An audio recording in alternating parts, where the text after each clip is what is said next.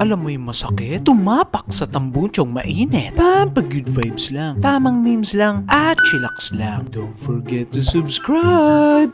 Ops guys, dahil dyan magmi-memes naman tayo mga nakatawa ng mga sinanapans and subscribers. Oh guys, walang mga videos dito, mga funny memes lang. Oh guys, alam kong gusto nyo na mag-memes sa mga nakatawa. Tara, mag-memes sa tayo. First photo, Joshua replied to your story. Wow, nagkakape. Grabe, ang sarap talaga ng kape. Oo nga, nakaka-addict eh. Pwede manligaw.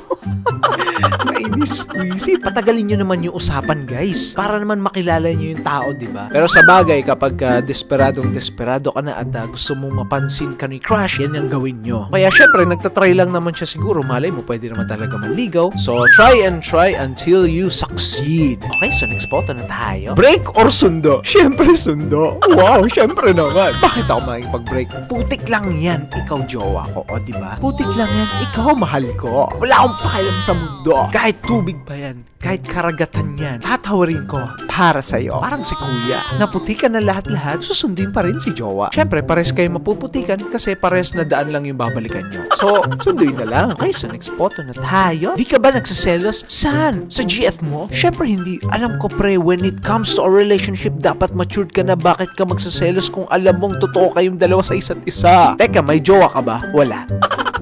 Wiset, wala ka palang jowa. Kung makapag-advise ka naman, parang may jowa.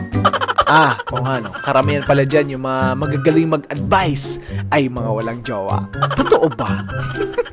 Okay, so next photo na tayo. Sila versus ako. Ay, kawawa naman. Okay lang, ang kambing ay dumadami. Pero ang jowa, hindi ko alam kung paano paparamihin yan. At least yung kambing mo dalawa, si jowa ay isa lang. Kasi ang jowa, malay mo, iwan ka niya, kinabukasan, ang kambing ay nandyan pa rin. Nakatali lang. Ikaw ang pinaka-boss niya. Ikaw ang dominante. Pero sa jowa, ewan ko na lang kung sinong dominante sa kanila. Pero mukhang yung babae. Dahil kung dominante yung lalaki, ay yung babae yung nagpipicture. Okay, so next photo na tayo. Reincarnation, ito ay isang paniniwala ng mga tao na ang espiritu o kaluluwa ng isang namayapa ay maaari muling mabuhay o magkaroon ng katawan sa pamamagitan ng pagsilang muli. Yes, totoo po yung reincarnation kasi po lagi akong nananaginip na nasa ilalim ako ng lupa kaya naisip ko siguro dati akong kamote. Siguro nga dati kang kamote at ako ay isang kabute. Okay, so next photo na tayo. Friend, ang itim mo pa rin. Masyado ka na marami na nalaman. Re-ready ko na yung tangki ko. Re-ready ko na yung alak ko. Hindi ako gagamit ng baril. Gagamit ako ng alak dahil lalasingin kita at ibabalot kita sa sako. Wisit. Okay, so next photo na tayo. Tenga na kuya, you don't know what you're missing. Katabi mo lang naman yung dalawa sa pinakamaganda sa larangan ng K-pop. Why? Ang swerte ni kuya, katabi niya si Jenny. Pero ang iniisip niya ay ML. ML is life. Wala akong pakalam. Ang paki ko ay Mobile Legends. Pero syempre, pag ako si kuya, hi, pa-autograph, madam. Ay, pala, dapat Englishin ko pala. Madam, can I have your photograph? Ay, autograph. Pwede rin, photograph. Diba? Pa-selfie. Okay, so next photo na tayo. Yung niyaya ka ng jowa mo mag-ride all you can sa Star City Motel. Ride all you can. Teka, ano bang jowa? Lalaki o babae? Pagka babae, nako. Matagal siguro mapagod ang mga babae. Ang mga lalaki siguro mga 1 round lang o 2 rounds. Hindi ko alam. Yung mga naka-experience dyan, ano ba yung pinaka matagal na round nyo? Ay nako, ito na naman tayo, puro kalibugan. Okay, so next photo na tayo. Hoy bakla! Papa mo bakla! Papa mo rin bakla! Mas bakla papa mo. Magkapatid kayo tanga. Wisit! Nagtatawagan pa kayong bakla. Magkapatid pala kayo. Kawawa naman yung tatay. Ay, siya yung nagmukha talagang bakla. Wisit! Okay, so next photo na tayo. Minsan, pag malalim iniisip mo, di mo na alam saan ka nakatitig. Ay, nakatitig siya sa sa napakahiwagang bagay ng isang lalaki. Oy, mga nako-conscious dyan, huwag kayong mag-alala. Malalim lang talaga iniisip ng tumitingin sa mo. Oy, iba dyan, meron ng bagong technique kapag nakita ng malaking bakat. Okay, so next photo na tayo. Ayan na, Toy Story na mahal ka. Alam nyo guys, medyo luma na to pero laugh trip pa rin. Na Toy Story na mahal ka. Napunta pa sa Toy Story. Okay, so next photo na tayo. Classmate, sino may gunting? Ako na mabait. Ayan, tinignan niya yung bag niya. Hinugot niya yung gunting sa bag niya. Pero medyo gago.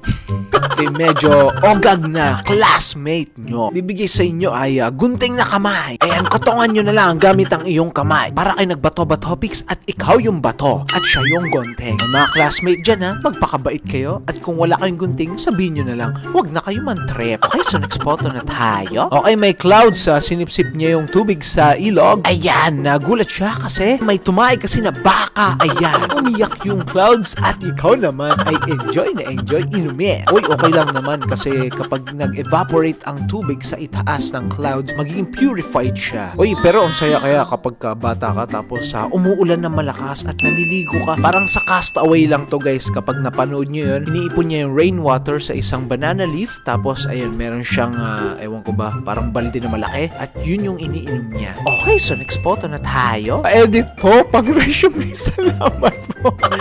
Wisit, kainis. Kaya pagka ganito yung picture natin sa resume, wow, pa-cute. Sino mala nag-edit nito? Wisit kayo. Kawawa naman si ate. Baka hindi pa ma-absorb ng company na ina-apply niya. Dahil sa picture niya.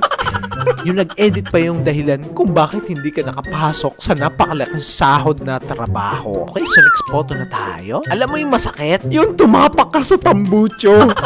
Shit! Na-experience ko to. Actually, hindi pa ako, pero yung legs ko. Napaso ako dahil hindi ako marunong umangkas at ako yung pangatlo. Wow! Ako pa yung nasa dulo. At tapos yung nagmomotor pa nun ay mahilig umarangkada. Ayan, muntik na akong mahulog. Ayan, sa probinsya po pala namin yan. At ayun, muntik na akong maaksidente. Okay, so next photo na tayo. Tay, bakit summer name ni ate? Kasi summer season siya na buo. Salamat, tay. Walang anuman lockdown. Okay, kainis. Ganda ng pangalan na lockdown. Yan, may idea na si Bunso kung kailan siya nagawa. Pero ang hirap ng generation ngayon kapag nabuo ka ngayon lockdown kasi napaka-limited ng accessibility sa mga hospitals, mga ganun, di ba? Sa clinic ba para ma-check up kayo, ayan, ganito, and so on and so forth. Okay, so next photo na tayo. Nasaan si Kupal? Ay, namimiss niya. Baka nag-CR. Wait ka lang, Sir Yi. Nasaan niya? Nasa puso mo? No, parang tanga. Kainis. Bigla siyang sumulpot kung saan-saan. Dahil uso ang online classes kapag hinanap ka ng online teacher mo, nasaan si ganito? Ayan, ito ang sabihin mo. Nasa puso mo. Bigla ka nag-connect at ito ang sabihin mo. Wow, kilig match. Alright guys, dahil tapos na ang mga napanood natin mga nakatawang memes ng mga sinanapens and subscribers. Hopefully nag-enjoy kayo. At syempre, pampagood vibes lang, tamang tawa lang, tamang memes lang. At syempre, chillax lang. O guys, don't forget pala yung Facebook ko, pati Instagram ko. Pa-follow and like na lang. O guys, syempre, alam kong gusto nyo na punta sa mga hugots. Pupunta na tayo doon. Hugot! Roses are red, violets are blue. Yung crush mo, crush din ng kaibigan mo. Pa-shoutout, Lods. Sana mapansin nyo ako. Gotcha, Trish. Shoutout sa'yo. Idol, pa-shoutout acronym ng Letitias. Ang haba naman. Laging nagbibigay aliw sa atin every time, every day dahil sa tuwing siya ay may upload ng video. Especially yun para sa lahat ng sumusuporta sa'yo. Idol, ikaw ay inspirasyon namin dahil sa bawat araw na tayo nahihirapan, sigurado nandyan ang Letitias na para sa'yo. Ay, sana magustuhan mo, Idol. Abay, gustong gusto ko. Renzo Aligim, shoutout sa'yo. Ikaw ba si 1 yung iniwan? Ha ha ha. Ikaw ba si 2 yung di ginusto? Ay, anong ayi doon? Iniwan ka na nga. Pa-shoutout, Lods. Ash A. Fel Ismael from Marau City. Aifa Ismael, shoutout sa'yo. Idol, pa-shoutout from Silang Cavite. Kotse ka ba? Kasi ang sarap mong sakyan. Okay. Carl Graviles, shoutout sa'yo. Idol, early ako, baka naman. Kailangan ng hugot? Wala kasi ako maisip. Ikaw kasi nasa isip ko. Ay, Severa Ivan, shoutout sa'yo. Pag ba pumunta yung aso sa ibang bansa, naiintindihan niya yung tahol ng ibang aso doon? Wisit! Lods, beka naman, shoutout. Shian Laurito, shoutout sa'yo. Hindi ko alam kung ano yung sagot dyan. Calculator, yung busy ka pero dapat kailangan mo siyang tawagan. Me, hey babe, can I calculator? Okay, gets. Can I call you later pala?